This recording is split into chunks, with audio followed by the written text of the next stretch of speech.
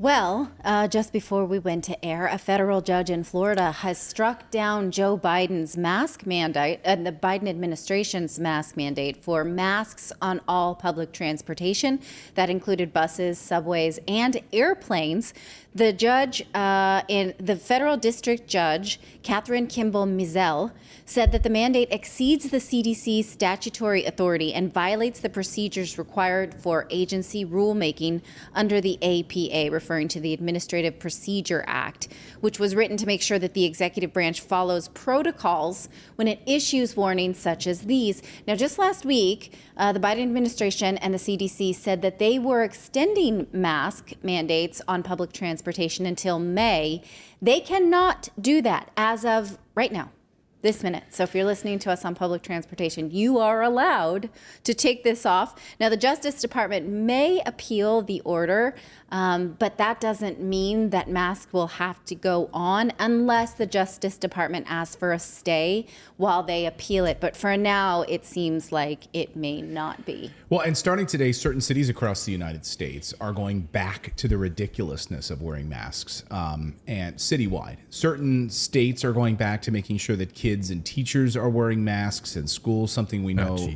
We now know, I mean, absolutely, we've covered it here on the show, is horrible for a children's learning experience, right? When you're developing language, you need to be able to see a teacher's mouth to understand how to put words together, right? Well, and it's unnecessary fear in the kids. Like, they're so scared they're going to get COVID. You see kids still wearing masks and walking around because they're so terrified because the propaganda worked on them. I see it in my kids, and I see it in my extended family's kids as well. I mean, like, they were here visiting and over the Easter break, and like they're just like nervous to take, even outside, they're like nervous to take their mask off. Why do you think they're nervous? It's not because it's because this is what parents and schools and these mask mandates have drilled into these kids' heads, and it's sad. Well, also, I think they're just very adjusted to the world with it. You know, so much, you think of my 5-year-old, half of her life has been the pandemic. And so that's the way of the world for her. It doesn't seem to her like unusual the way it does to us. But this whole battle over masking is going to make Dr. Fauci's head explode, because it seems right now that this sort of irrational love of like federal mask mandates, they're going to continue to push this.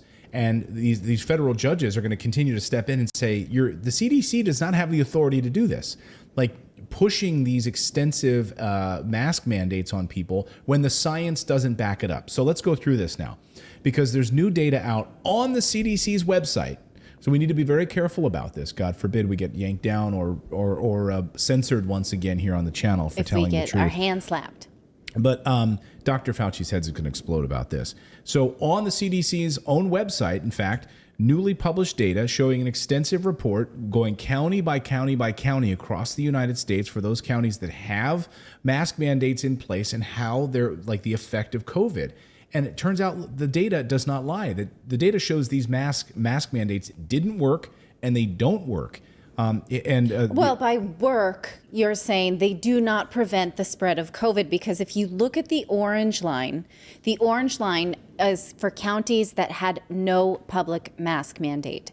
The blue line is for counties that did, and they track according to viral outbreaks, not at all with mask mandates. In fact, in some places, the orange line is lower than the blue line, right? It sort of goes back and forth. But this, if you removed it, the Omicron outbreak would look the same. Now, this is not, it controls for population, because I saw some idiots on Twitter saying, well, it doesn't account for some places like DC where we have more people.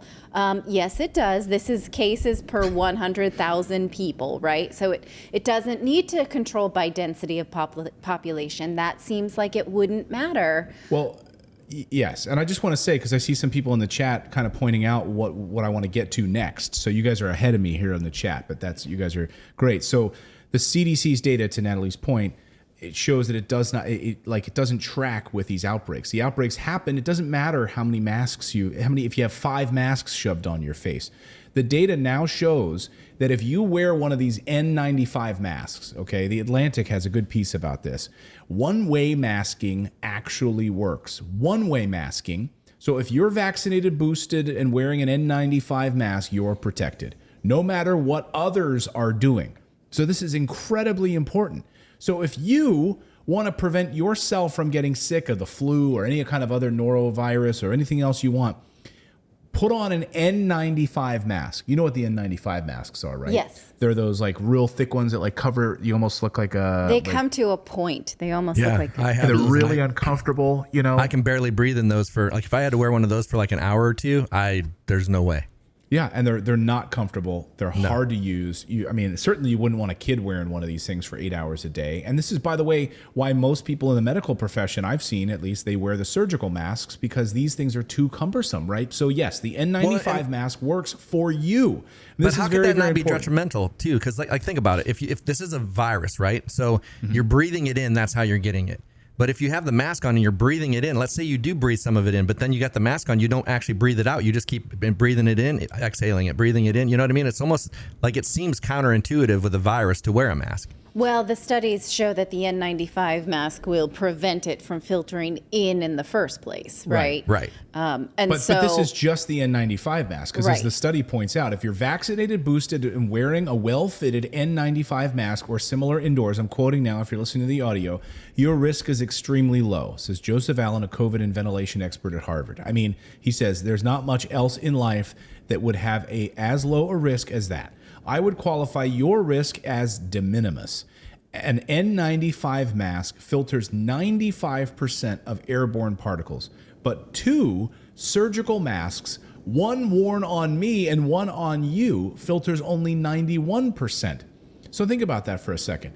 If you are wearing a surgical mask and you're wearing a surgical mask, it only works with 91%. yes. And so you're not... Again, if you want to wear a mask to protect yourself, by all means do it. The point I'm trying to make here is the mandates don't work. Because what you're doing is now you're saying, you need to wear a mask in order to make sure that you're protecting, keeping that person from getting sick. It's the exact same argument they tried to make with the vaccine. Lady Gaga said, wear a mask, it's a sign of respect, right? She said that when she accepted some award at the beginning of the pandemic. Okay, right. And so the idea was you are trying to not infect other people. And I was one of those, sort of this is the way kind of tweeters when people were like, I don't want to wear a mask. I even had a friend who was from Kansas and was like, what does it matter if I don't wear a mask and I'm infecting myself? Like I'm taking that risk myself. And I was like, yeah, but you could be giving it to other people. And she's like, but those people are wearing masks, so what does it matter? Turns out she was right, I was wrong, right? So everyone else who is concerned can continue to do so. And I want to say should do so without mockery. I don't think that it's for us to say like, oh, look at you, you're still scared and sort of totally minimize someone else's fear. That's wrong. No, and that's totally up to somebody. Like if someone is worried about they're immunocompromised, if someone is worried about their own, they have comorbidities, they're worried about their own health, put on an N95 mask and you should have about 95% protection against airborne particulates. But we also found out apparently these masks didn't stop Omicron. So even the data shows that it didn't matter if you were wearing these masks or not. Omicron still got through. So again, if you want to do it for yourself, great. But they made when the same federal argument. government steps in and wants to make this a mandate so that you're protecting everyone else and you're lowering the risk, we have the data now on the CDC's own website that it didn't work and it doesn't work. Yes, I'm also concerned about that. I'm concerned about these children too, whose parents continue to make them wear a mask when the mask mandates are lifted, because those kids can get subject to ridicule and bullying. And I feel like it should be a safe space for us all to do what we believe, right? Yeah. Go ahead, David. Well, and I was just going to say, they use the same argument with the vaccines. I remember like everybody said, if you're not getting vaccinated, you're making all the rest of us unsafe. But it's like, no, if you're vaccinated, the way that they told us initially, I'm talking, if you got the vaccination, you were totally safe. The people that didn't get it, we were taking a risk, right? But now we found out later that it really didn't matter, just like masks. It's all falling apart. Yeah. Yes. And Robert, really quick, Robert Hoyt with a $5 super chat said, problem is most people do not wear N95s correctly. They need to be fitted. Yes. Yeah, great point. I mean, most people wear them where they don't even pinch the nose thing closed. They're just kind of open. I mean, I've seen people wearing these just like ornamental fabric masks that don't do anything.